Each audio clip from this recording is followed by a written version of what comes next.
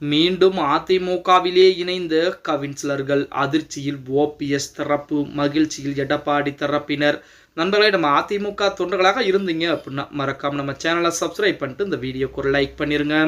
அனைத்திந்திய அண்ணா திராவிட முன்னேற்ற கழகத்தை பொறுத்த வரைக்கும் நாளுக்கு நாள் தொண்டர்கள் எண்ணிக்கை என்பது அதிகரித்துக் கொண்டேதான் இருக்கிறது. அதே போல தற்சமயம் தேர்தலுக்குரிய அனைத்து விதமான வேலைப்பாடுகள், தொகுதி பங்கீடுகள் அனைத்தும் முக்கால்வாசி முடிந்து விட்டது. அடுத்த கட்டமாக வேட்பாளர் தேர்வும் ஒரு புறத்திலே நடந்து கொண்டுதான் இருக்கிறது என்ற செய்திகள் எல்லாம் வெளியாகி கொண்டுதான் இருக்கிறது. இப்படிப்பட்ட ஒரு சூழலில் அதிமுகவிற்கு துரோகம் செய்த நமது ஓபிஎஸ் அவர்கள் தற்சமயம் திமுகவிலே இருந்து கொண்டிருக்கிறார். அவர் திமுகவில் இணைந்தது அதிமுகவிற்கு மிகப்பெரிய ஒரு நல்ல விஷயமாகத்தான் பார்க்கப்படுகிறது. அவரை நம்பி போன பல ஆயிரம் நபர்கள் தற்சமயம் அதிமுகவிலே இணைந்து விட்டார்கள். அதே போல அவர் தொடுத்த வழக்குகள் அனைத்தும் முடிவுக்கு வந்து விட்டது அப்படின்னே கூட சொல்லலாம். இப்ப முழுக்க அதிமுக என்பது எடப்பாடி பழனிசாமியின் கைவசம் இருந்து கொண்டிருக்கிறது.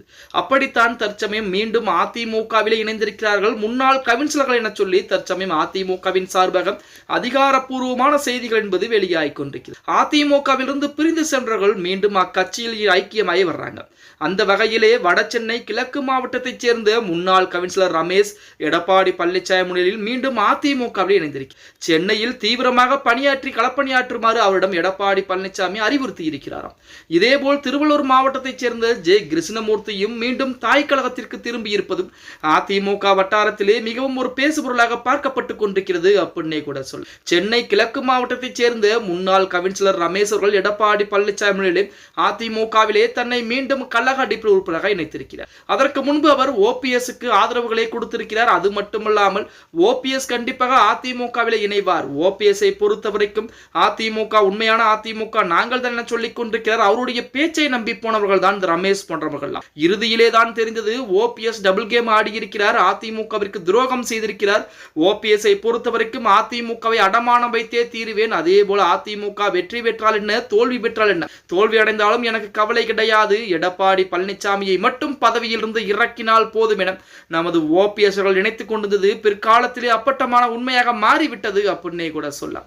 எது எப்படி இருந்தாலும் 2026 சட்டமன்றத்தில் என்பது தேர்தல் களம் இப்போதிருந்தே விறுவிறுப்பாக பார்க்கப்பட்டுக் கொண்டிருக்கிறது. அந்த வகையிலே அதிமுகவிலே மீண்டும் தாய் கழகத்திலே தொண்டர்கள் அனைவரும் இணைந்து கொண்டிருப்பது, அதாவது ஓபிஎஸ்ஐ நம்பி போனவர்களாகட்டும், சசிகலா அம்மையாரை நம்பி போனவர்களாகட்டும் அனைவருமே தாய் கழகத்திலே மீண்டும் இணைந்து கொண்டிருப்பது அதிமுகவிற்கு 2026 சட்டமன்றத்திலே மிகப்பெரிய வெற்றி வாய்ப்புகளாகத்தான் அமைய போகிறது அப்படின்னே கூட சொல்லலாம். அதிலையும் கூடுதலாக எடப்பாடி பழனிசாமி இந்த முறை முதலமைச்சராக மட்டும் மாறிவிட, அதாவது முதல்வர் பதவியிலே அமர்வதற்குத்தான் அதிமுக கூடிய அனைவருமே அதற்குரிய வேலைப்பாடுகளை மிக வேகமாக பார்த்து கொண்டுதான் இருக்கிறார்கள் அப்படின்னே கூட சொல்லலாம். ஓகே கைஸ், வீடியோ பிடிச்சிருந்தா மறக்காம லைக் பண்ணிருங்க.